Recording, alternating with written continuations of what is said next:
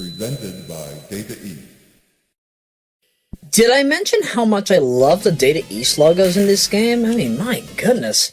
This game has so many different renditions of the... Oh, by the way, yeah, when you complete a tournament, you get a crown. But yeah, I didn't think that would happen. Who would have thought, right? Who would have thought that Data East would have so many different renditions of their splash screen when it starts up? I like that. Oh, so we're going last. So who am I going up against? I'm going up against Stilt Wilkins. I'm going up against Leonardo Dicaprio's role in, Oh, I hope I got the right guy. It is Leonardo DiCaprio in Titanic 97, right? Or is that Robert De Niro? No, not Robert De Niro. No, it has to be Leonardo DiCaprio. There's no way about it. So I guess this was what he was doing while trying to work on, like before he decided to do work on Titanic 97. You know who's also in Titanic 97 who I also love a lot? Eric Braeden.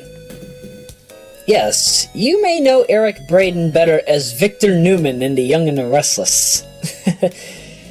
Yeah, I can't get enough of him.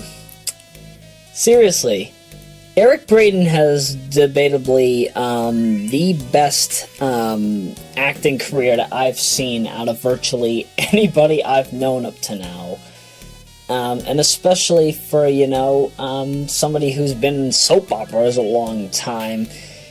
He's definitely somebody I've not only a good amount of respect for, but a good amount of love for at the same time. There's just too much to say about him that I can't... I mean, the characters that he plays, he plays really good roles. If I could say about Victor, though, I personally do believe that we don't get enough of Victor nowadays. Don't get me wrong, it doesn't sound so far-fetched that I'm saying that. But, with the current scenarios in The Young and the Restless, such as Victor possibly leaving Newman Enterprises and probably having maybe Nick take over, or maybe even Abby, or just a scenario where, the majority of what's been going on right now in The Young and the Restless is just a whole bunch of filler content. Let me tell you this.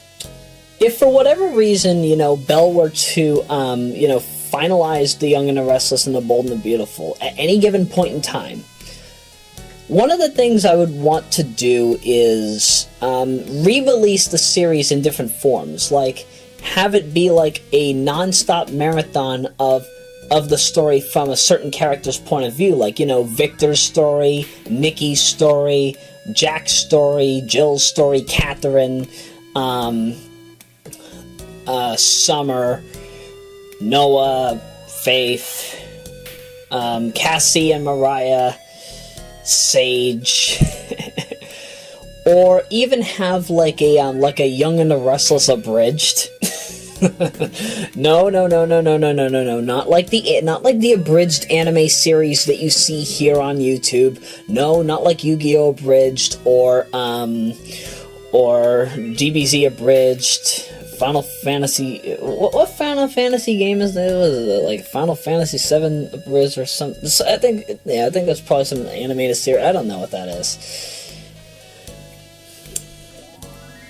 I don't know, but just having an abridged series of The Young and the Restless, like without all the filler content, instead of it being like over 11,000 episodes as it is now, it would probably be like just be like a few thousand episodes, just regularly. It doesn't sound so far-fetched. But I don't know. Soap operas, in my view, have always been something that I feel deserve to trend and deserve to keep going on. So I appreciate that it does have over 11,000 episodes as it does right now. But if for whatever reason I did happen to come into the ability and or ownership to work on something such as The Young and the Restless Abridged, I would gladly do it. You know, some people might be curious as to how a story could go, a soap opera could go, without all the filler content. I mean, Dragon Ball Kai did it well, and that's an entirely different story. You know, you can't fully compare an anime to a soap opera, but when you have an anime with a lot of filler content, it makes sense that yes, an anime and a soap opera are kind of one of the same.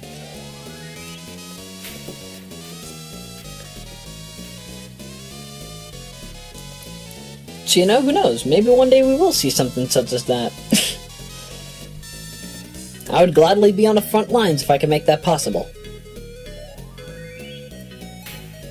Meanwhile, we got a 9-ball game going on here, and as you can tell, I am just chaining balls left and right. I mean, the table is my oyster. Oh, speaking of oysters, I need to do the Three Stooges again. Yeah, those of you that have known this channel for a long time know that I did a really horrible, very choppy frame rate Three Stooges live play way back in the day. That was when I was still using unregistered Hypercam 3. Ugh, don't even get me started.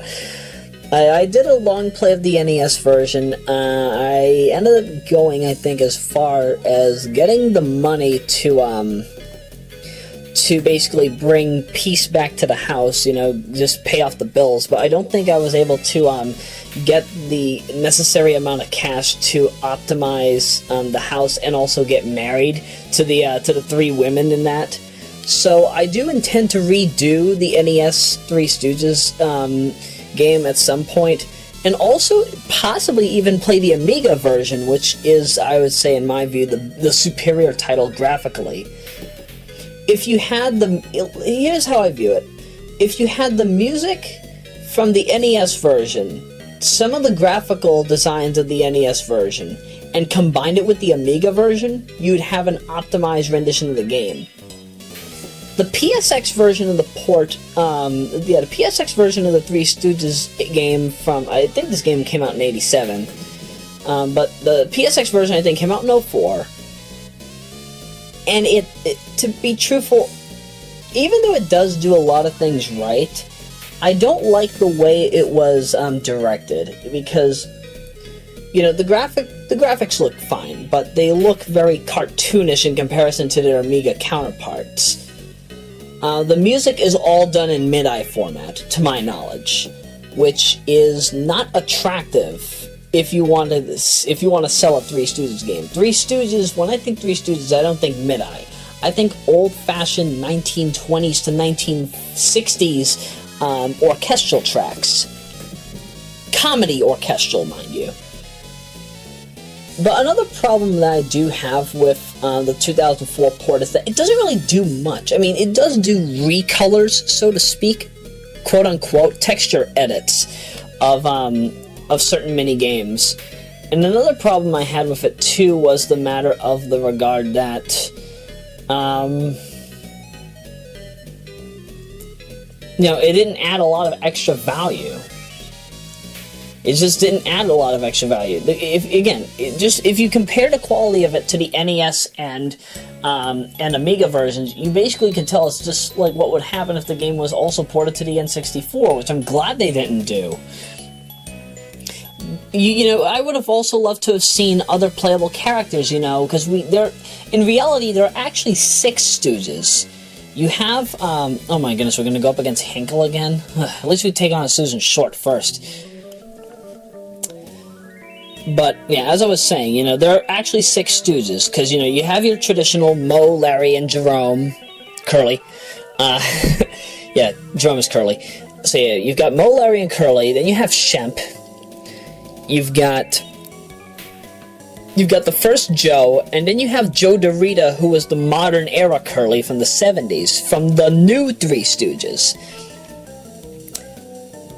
But to my knowledge, yeah, I just feel that with the lack of the other Three Stooges in the bunch, without Shemp, without Joe, and without Joe Dorita as the modern Curly, you know, you only have like half of the whole picture.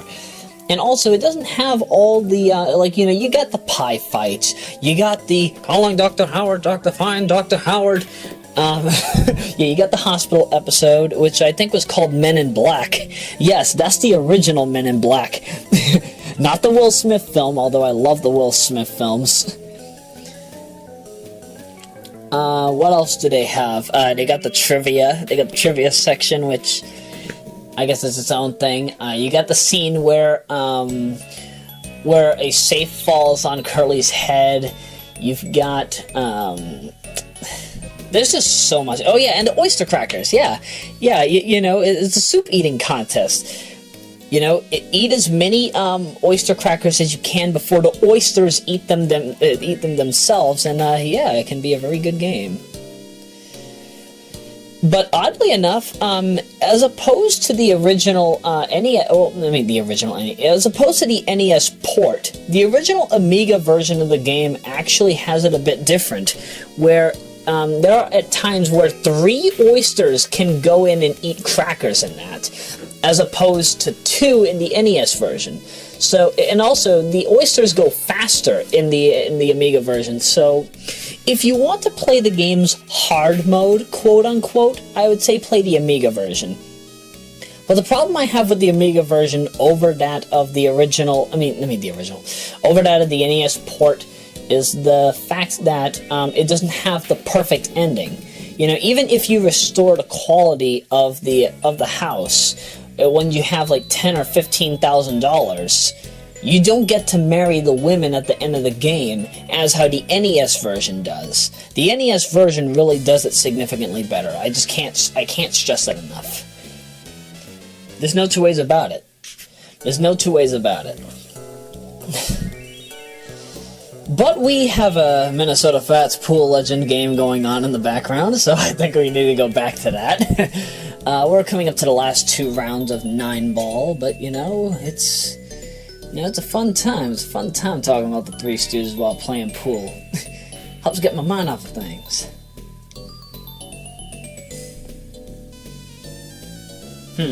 Alright, Jack Abbott. I'll give you a minute. He just looks over to the right and then smirks. Oh, man. Did he hit the... Yep, he did. I don't have any horses. You're looking for Victor. Victor has the horses, who he allows Faith to have pony rides with. Yes, Faith gets to ride the ponies at the Victor Newman household. Yes, fun times, fun times.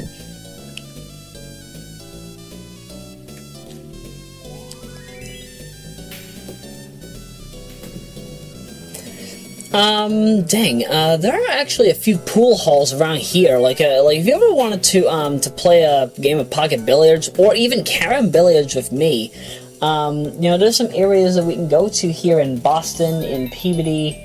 I think there's a few in Chelsea, and also a bit into the kind of near the urban areas of the cities, or the urban areas of the state, I must say.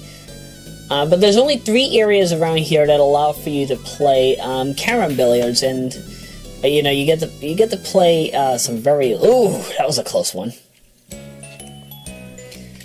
I'll be truthful though, carom billiards is often lowly talked about here, because you have Mitsudama and you have Yotsudama. Mitsudama is 3-ball carom, which you have a white ball, you have 1 red carom ball, or a dark maroon one, and you have a yellow carom ball. Sometimes there's another white ball in Japan. Yotsudama, you basically have 2 white balls, one being for player 1, the other being for player 2. And you have the 2 carom balls. Yotsudama, which is known as Sagu in Korea, or is it Dagu? I think Dagu is Mitsudama and Sagu is Yotsudama, or something around now. I'll have to double check. But Yotsudama is my hot spot in carom billiards. And I mean like basic Yotsudama, in which you have to just use your cue ball and hit both carom balls in succession during your shot. That's how you gain a point. You keep doing that, and you keep gaining points, keep racking them up. It's easier to play Yotodama physically than to play it in video game form, and you'll understand why I say that once we get to Carom Shot, because Carom Shot, again, the physics in Carom Shot are just bad when it comes to a game such as Mitsudama or Yotodama. Carom Billiards, while yes, a very good variant of pool, I do not believe that a video game it could really handle it as well as I would intend for it to be. I'm gonna have to jump this one. There's no way I'm hitting that 2, right? Or am I gonna... Yeah, just jump it. Just jump it past me. Throw it away, do a safety. It's better than nothing.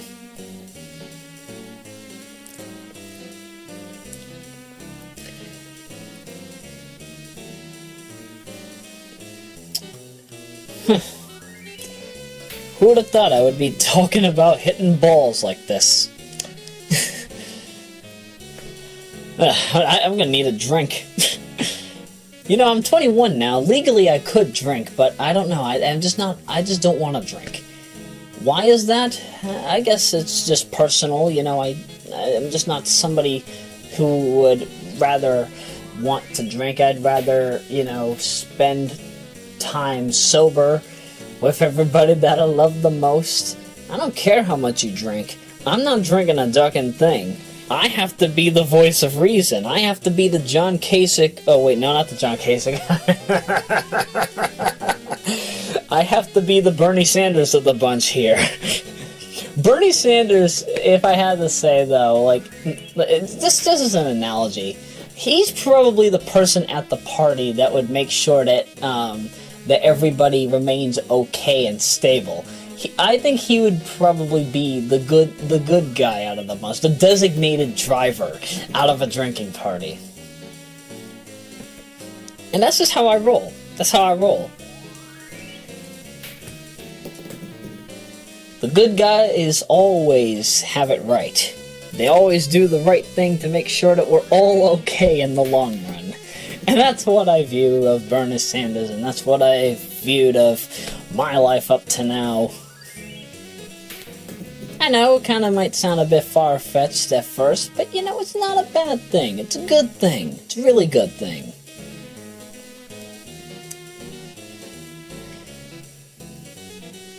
Alright, what's Clyde gonna do here? Because, I mean, he has a chance to sweep the board. Oh, he's not going for it? Really? Yeah, that didn't look as if he was going to get it anyway. So he threw it away. He threw away the ball. He knew that I would end up winning anyway, so... That's it. That's game. That's game, and that's the end of the tournament mode for 9-ball. Nice. I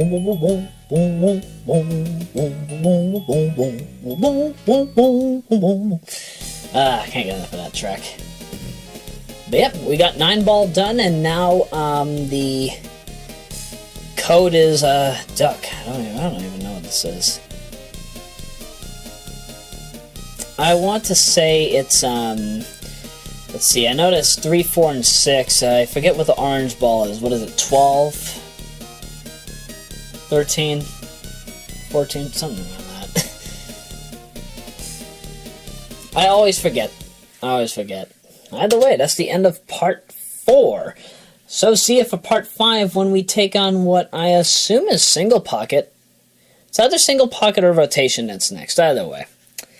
See you then.